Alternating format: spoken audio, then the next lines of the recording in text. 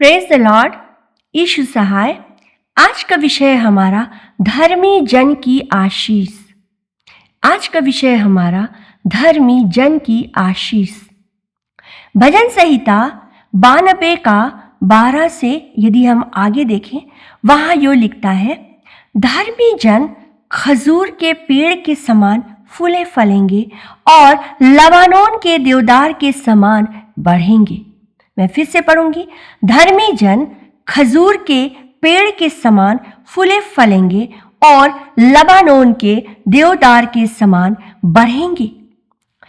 खजूर जो फलदायी वृक्ष है और देवदार के वृक्ष की मजबूती बताई जा रही है और इसका संबंध एक विश्वासी मनुष्य के जीवन से जोड़ा जा रहा है, जो परमेश्वर में एक धर्मी जीवन के जो परमेश्वर में एक धर्मी जीवन के समृद्धि को दर्शाता है। एक मसीही जीवन कितना समृद्ध है, परमेश्वर के पास रहने पर इस बात को समझाया जा रहा है। सांसारिक एवं आत्मिक दोनों तरह की समृद्धि और संपन्नता की बात कही जा रही है। यदि हम पद 12 में देखें तो वहां जो लिखता है, खजूर के पेड़ भरपूरी पैदावार के लिए जाने जाते हैं। हम लोगों ने देखा है कि जो खजूर का वृक्ष होता है वो किस तरह से कभी सीधे रूप में ऊपर की ओर बढ़ता है और कभी वो टेढ़ा होकर के डाउन होकर के थोड़ा गिर करके थोड़ा और फिर उठता है। और फल की बात कही जाए तो इतना फल लगता है कि वो दूर से देखा जा सकता है कि खजूर के पेड़ में कितने फल लगे हैं। और फल ही नहीं, खजूर के पेड़ से लोग रस भी निकालते हैं और रस निकालने के बावजूद उसमें इतना रस होता है कि खजूर भी फलता जाता है, वो फल देता रहता है। वो ऐसा वृक्ष है, अपने फल की भरपूरी में वो विख्यात है। और देवदार की बात कहें तो देवदार के जो वृक्ष होते हैं वो अपनी ऊंचाई में दृढ़ता से खड़े रहते हैं, अपनी ऊंचाई में दृढ़ता से खड़े रहते हैं और बिल्कुल सीधे और बहुत ऊंचाई तक, उसकी हाइट बहुत ऊंची होती है और बहुत ऊंचाई तक वो बढ़ते हैं। और यदि हम पद 13 में देखें तो वहां पे लिखा है कि फलना फूलना परमेश्वर के साथ उनके संबंध से जुड़ा हुआ है। एक खजूर के पेड़ जो फलदायी है, जो परमेश्वर ने एक मनुष्य के साथ जोड़कर इसे बतलाना चाहता है, यहां पर यूं समझ में आता है कि फलना और फूलना, जो फलता है फूलता है, परमेश्वर के साथ उनका संबंध जुड़ा हुआ है, इस बात को दर्शाता है। जो संबंध पोषण देता है, जैसे एक वृक्ष के लिए उपजाऊ स्थान। हमारा परमेश्वर जो है, उसके साथ जब हमारा संबंध गहरा होता जाता है, इसका मतलब है कि परमेश्वर के साथ एक संबंध मजबूत होता है तो हमें पोषण मिलता है, और जिस पोषण के कारण हमारा मरुभूमि, हमारा हृदय उपजाऊ बनता जाता है। उस खजूर के पेड़ की नाई होशे की पुस्तक में हमें यो मिलता है, अध्याय 14 के 5 में हमें मिलता है कि परमेश्वर इज़राइल से कहता है और आज हमसे भी कहता है, मैं इज़राइल के लिए ओस के समान हूँगा, वह शोषण के समान फूले फलेगा और लबानोन के समान जड़ फैलाएगा। मैं इज़राइल के लिए ओस के समान हूँगा, वह शोषण के समान फूलेगा फलेगा और लबानोन के समान जड़ फैलाएगा। लबानोन जो यहाँ पर जो देवदार का वृक्ष है वो जब ऊपर की ओर जाता है तो उतने ही वो गहराई में भी उतरता है। उसका गहराई, उसका जो रूट है, जो जड़ है, वो उतने ही गहराई में उतरता है, तभी वो इतना मजबूती से खड़ा रह पाता है, स्थिर रह पाता है, मजबूती से वो जमीन को थामे रहता है। यदि हम भजन संहिता उसका 92 का यदि हम 13वां पद से आगे देखेंगे तो यहाँ लिखता है कि वे पुराने होने पर भी फलते रहेंगे, रस भरे होंगे और लहलहाते रहेंगे। वे पुराने होने पर भी फलते रहेंगे। उस वृक्ष के बारे कहा जा रहा है कि वे पुराने होने पर भी फलते रहेंगे, रस भरे होंगे और लहलहाते होंगे। व्यक्ति विशेष पुराने और बूढ़े हो सकते हैं, लेकिन परमेश्वर का आत्मा, जो पवित्र आत्मा है, वो कभी पुराना नहीं हो सकता और कभी बूढ़ा भी नहीं हो सकता। और वही पवित्र आत्मा है जब हमारा संबंध, हमारा फलदायी वृक्ष जो हम हैं, हमारा संबंध जब परमेश्वर के साथ जुड़ता है तो वही पवित्र आत्मा है जो हम पर आता है, हम पर आच्छादित होता है। हम जिस पवित्र आत्मा को अपने जीवन में लेते हैं, जिसकी कामना करते हैं कि हम फलदायी पेड़ की समान, वृक्ष के समान बढ़ें, तो वो परमेश्वर की ओर से आता है और वही पवित्र आत्मा है जो हमें फलदायी पेड़ की तरह बढ़ने में मदद करता है।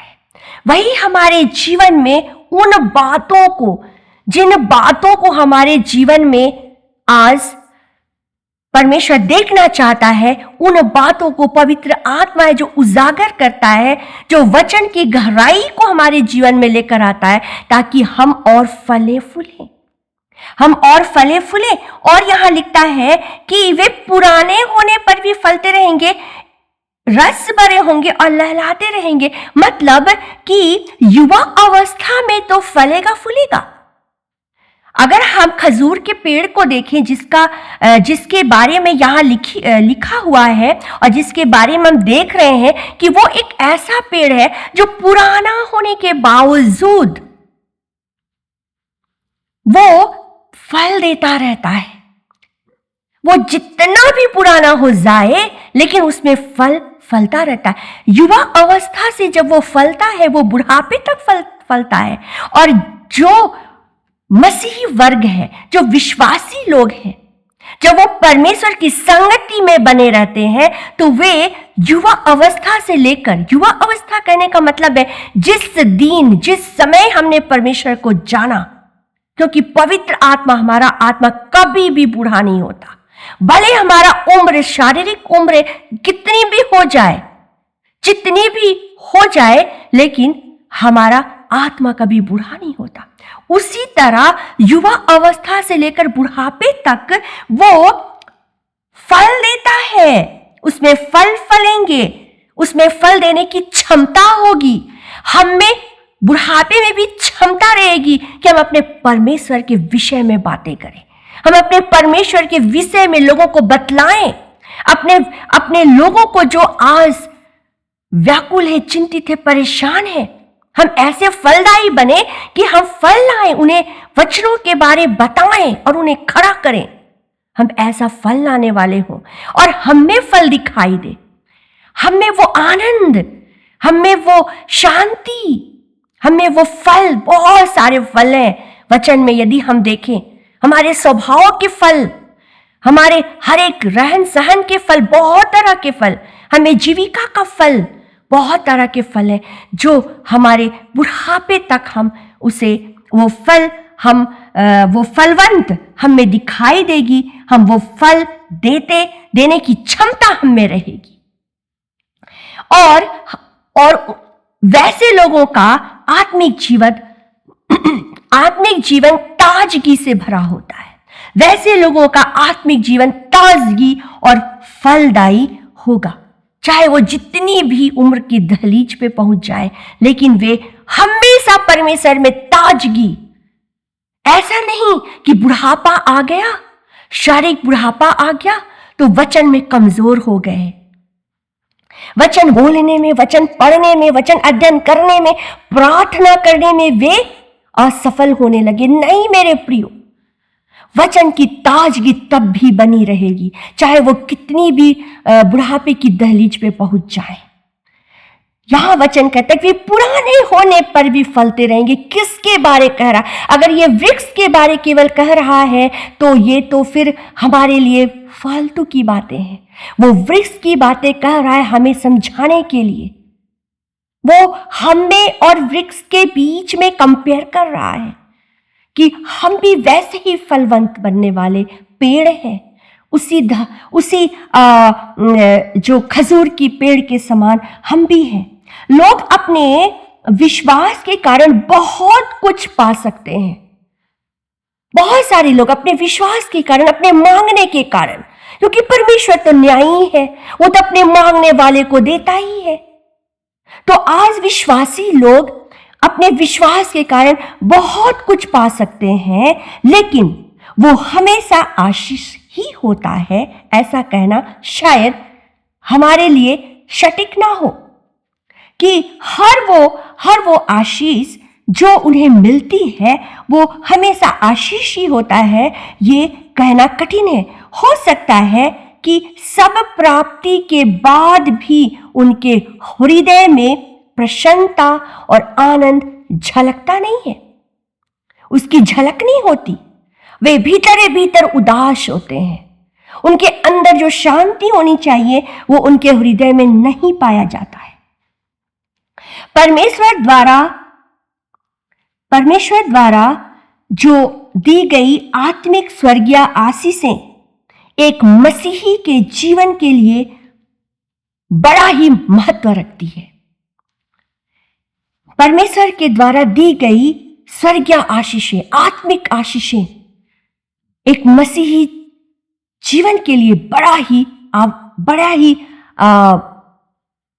महत्व रखती है। हम देखें याकूब 1 अध्याय में हमें मिलता है, प्रत्येक अच्छी वस्तु और हर एक उत्तम दान तो ऊपर से ही आता है। प्रत्येक अच्छी वस्तु और हर एक उत्तम दान तो ऊपर से ही आता है। यिर्मयाह 29:11 में भी हमें मिलता है। यहोवा कहता है, मैं उन योजनाओं को जानता हूं जिन्हें मैंने तुम्हारे लिए बनाई हैं, ऐसी योजनाएं जो हानि की नहीं परंतु तुम्हारे कुशल की है कि तुम्हें उज्जवल भविष्य और आशा दो। और हमारा आज का शीर्षक है धर्मी जन की आशीष। किस तरह परमेश्वर अपने धर्मी लोगों को आशीष देता है। वो कहता है कि मैंने उन योजनाओं को जानता हूं। क्यों जानता है? क्योंकि वो बनाया है, वो खुद आपके लिए और हमारे लिए बनाया है, आज नहीं, लेकिन उसने पहले से योजना बनाकर रखी हुई है। पहले से उसने हमारे लिए योजना बनाकर रखी है और वो हमारे हानि की नहीं। परमेश्वर की योजना कभी हानि की नहीं, लेकिन वो उज्जवल भविष्य के लिए है। इन बातों के कारण हम परमेश्वर के और करीब आते जाते हैं। इन वचनों को जब हम बारंबार पढ़ते हैं ना, तो हम और परमेश्वर के करीब आ जाते हैं और इन आशीषों के द्वारा सांसारिक एवं आत्मिक दोनों समृद्धि को हम प्राप्त करते जाते हैं। अपने हर पहलू में, अपने हर कार्यों में परमेश्वर को ही पहला स्थान देना महत्वपूर्ण समझा जाता है। ऐसे लोग जो होते हैं वे इन बातों को अपने जीवन में बहुत महत्व देते हैं और वो हर पहलू, हर कार्य में वो परमेश्वर को पहला स्थान देते हैं।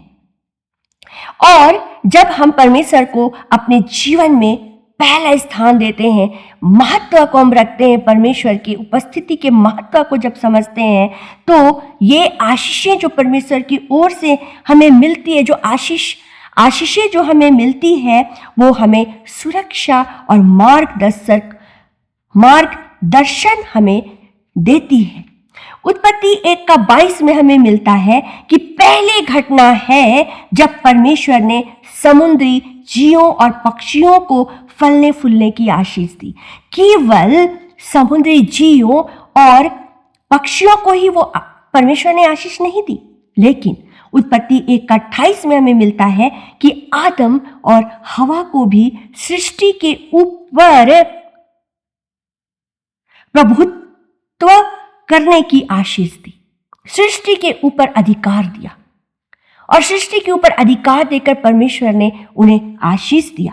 हम सब प्रभु के नाम में घोषणा अगर करते हैं इस बात का कि परमेश्वर में हम आशीषित हैं और परमेश्वर धर्मियों को आशीष देता है, तो परमेश्वर आज हम और आपको भी आशीष देने वाला है। और हम इस बात की घोषणा यदि करते हैं, अपने हृदय में घोषणा कीजिए, अपने मनों में घोषणा कीजिए, बोल बोल कर आप घोषणा कीजिए कि परमेश्वर में हम आशीषित हैं। परमेश्वर हमें आशीष से भरता है। हमारे परिवार को, अपने परिवार को आप आशीष दीजिए, घोषणा कीजिए। अपने बच्चों को आशीष दीजिए, अपने समाज को, अपने जो परिवार के लोग हैं उनको आप आशीष दीजिए। परमेश्वर आशीष देने में सक्षम है, क्योंकि परमेश्वर ने खुद कहा कि धर्मी जन आशीष पाएगा, धर्मी जन आशीष पाएगा। परमेश्वर ने अपने वचन में कहा, हबक्कूक और उसका दूसरा अध्याय का 4 में हम पढ़ेंगे, हबक्कूक और उसका दूसरा अध्याय का 4 में हम पढ़ेंगे। वहां जो लिखता है, धर्मी जन अपने विश्वास से जीवित रहेगा, धर्मी जन अपने विश्वास से जीवित रहेगा। और भजनकार कहता है कि केवल जीवित ही नहीं रहेगा, वरन खजूर के पेड़ के समान फूलेगा फलेगा और लबानोन के देवदार के समान बढ़ता भी जाएगा। Praise the Lord. प्रभु इस वचन के द्वारा आप सबको बहुत आशीष दे।